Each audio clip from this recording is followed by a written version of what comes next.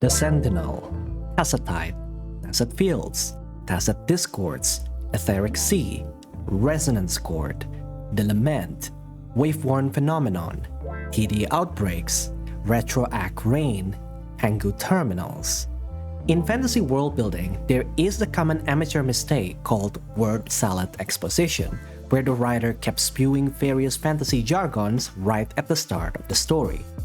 It's very common for them to avoid generic jargons like mana for magic and replace it with their own jargons like Aether, Prana, or Flux. In the head of the writer, every jargon seems obvious because they are already familiar with them, but to the readers, they will be very overwhelmed with confusion and make it really hard for them to immerse themselves into this world, at least at the beginning. Unfortunately, Wuthering Waves is the latest to make this same mistake, and all of those jargons are made even worse when combined with various game mechanic terms like Resonance Energy and Resonance Liberation. I think it's worth mentioning that I'm pretty sure Kuro Games must have noticed this word salad issue early in development. The problem is, they probably don't have a way to fix it even if they want to. Because unlike writing novels, open-world game development is a very complicated process involving many people in different departments. Once a content plan is locked, it's very difficult or impossible to make additional changes due to time constraints.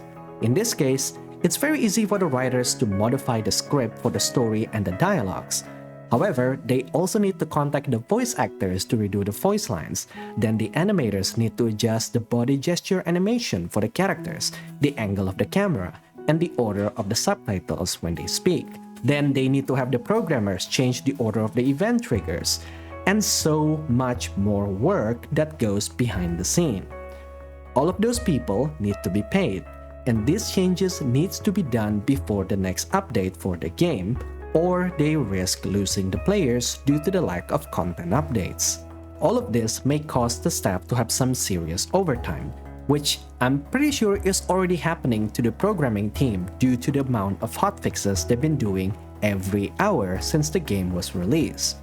But I have to stress that fixing this is not impossible to do, but there will always be a cost involved. This is, after all, a mess that came from a messy development management. Had this writing problem been noticed earlier, they wouldn't be in this situation. Now it's really up to the management team's decision to either fix it or ignore it.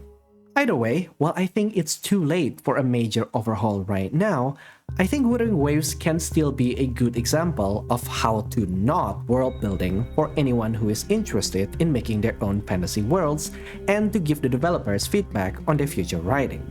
This video is definitely not made to bash Wuthering Waves. It is totally expected that any live service game will stumble on its first weeks of release. The more important part is to learn from those mistakes and make something better in the future. So let's get to it. The first common solution to this word salad problem is to not use it at all, or at least reduce the uses. This is because the main reason new writers do that is usually just to distinguish themselves from other works in the market. The last thing they want to do is to give an impression that their world building feels generic and unoriginal. That is not the case for Wuthering Waves. Well, it's more likely that they do this to maintain the thematic naming by naming things after a musical jargon. According to Wikipedia, a tacet is a silent section in music where instruments are not being played or at rest. So a tacet field is an area where music of nature doesn't play. Again, to the writers, it makes sense why they name it, and any reader will understand and appreciate it if the writer chooses to explain it, which in Wuthering Waves, they don't. But the bigger problem here is that these jargons don't feel natural. It's not something that the people in this world will spontaneously name it. You don't look at these terrifying creatures and call them Tacet Discords. You simply call it monsters. These names are imposed by a force outside of the world, which in this case is the writer. However, there are exceptions to this rule, one of them being if this jargon is named by the first person who finds it. we have many examples of this in real life, like how we call this Bluetooth, even though it has nothing to do with the color blue or a tooth. In my opinion, this is the only way they can justify the jargon use in this world. In fact, it'll be a cool idea for a story revolving around the first people who find this monster's phenomenon. But even if that is the case, there is also a secondary problem, and that is, people are bad at keeping full names in real life. Anytime there is a term that can be shortened, people will shorten them. This is why we often don't call this nation the United States of America. We simply call it America or USA. Tisha sort of does this by calling tacit discords as TD, but other characters don't. Probably because shortening all names into acronyms this early in the story will result in the same confusion problem. But in the future, I want to see more characters using these acronyms. Maybe we can simply call this as fields and TD, while the subtitles show the full name in parentheses. However, these two solutions won't solve the main problem in Wuthering Waves writing, which is the dumping of all of these jargons at the start. To this, the most common solution is to split those world-building jargons into smaller breadcrumbs spread throughout the story as it becomes relevant, making it easier for the reader to comprehend. This is easier said than done in the actual game, because a lot of those jargons are often paired to one another. If you enter a tacit field, you will encounter a tacit discord, and so on. They can spread them out, but with this amount of jargon, this solution will have a risk of slowing the story pace down and filling it with fillers. That brings us back to the start, to not using the jargons in the first place.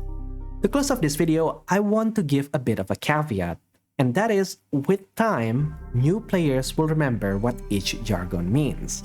But it's still a very painful boarding process at the start, and has ruined my enjoyment of the story.